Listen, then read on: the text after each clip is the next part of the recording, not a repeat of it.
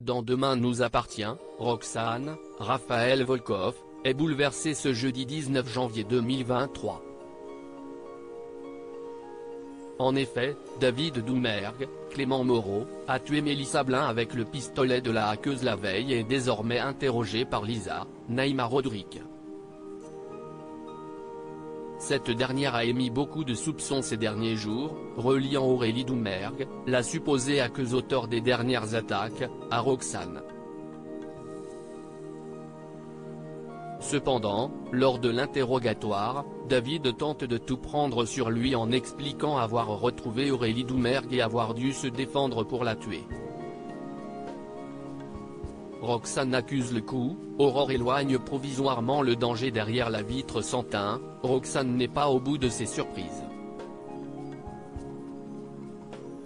Effarée à l'idée que son frère gâche sa vie derrière les barreaux, elle apprend par Aurore, Julie Desbazac, que son frère est atteint d'un cancer en phase terminale. Au cours de l'épisode, le jeune homme atteint de la maladie de Crohn confie à son avocate, Raphaël Perrault, Jennifer Loret, qu'il pense mourir avant le procès. En allant dans la planque de Mélissa Blin, Damien, Adrien Robe, et Georges, Maëlle El Ajaoui, découvre que tous les disques durs ont été effacés. David Doumergue a pris ses précautions. Tandis que Lisa émet encore des réserves, Bart, Hector Langevin, se rend au cimetière pensant enfin croiser Adèle, sa correspondante.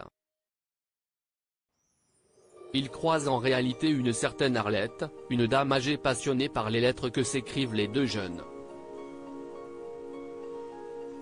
Elle s'excuse de les lire en cachette, mais Bart se montre compréhensif. Bart révèle le contenu de la nouvelle lettre à Sarah. Le compagnon d'Adèle est décédé de la faute de la jeune femme. La jeune femme, qui apparaît dans cet épisode, souhaite garder la relation telle qu'elle avec Bart. Sarah console également Roxane qui ne supporte pas que son frère se sacrifie pour elle. Nathan en conflit avec Bruno, Julie mis au pied du mur de son côté, Nathan, AD, est une nouvelle fois confronté à son père, Bruno Paoletti, Kevin Levy. Ce dernier lui emprunte de l'argent en le provoquant, « Si tu penses que tu es mieux que moi, tu te trompes ». Toujours à court d'argent, mais jamais de mauvais mots, Bruno rencontre la demi-sœur de Nathan, Julie.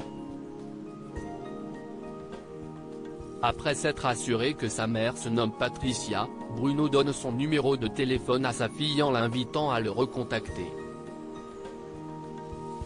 Il avait abandonné la mère.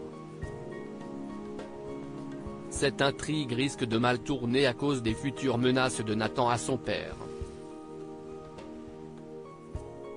Par ailleurs, Mona, Catherine Benguigui, est persuadée que Nathan se drogue alors qu'il demande une avance sur salaire. Il lui explique cependant qu'il doit donner cet argent à son père. Pendant ce temps, Aurore continue d'éloigner les soupçons pour se protéger par rapport à l'ancienne histoire d'Aurélie Doumergue alias Roxane Thiémen. Lisa veut une comparaison de tests ADN rapide et Aurore dit à Georges, son côté pitbull, ça me saoule parfois. Face à Sarah et Roxane, Aurore a de nouveau des sueurs froides, Lisa a eu l'accord du procureur pour accélérer l'identification de Mélissa. Le prélèvement va être fait en interne. Aurore n'a pas le choix, elle doit changer l'échantillon de l'ADN de Mélissa par un échantillon de l'ADN de Roxane. Elle sera ainsi libre.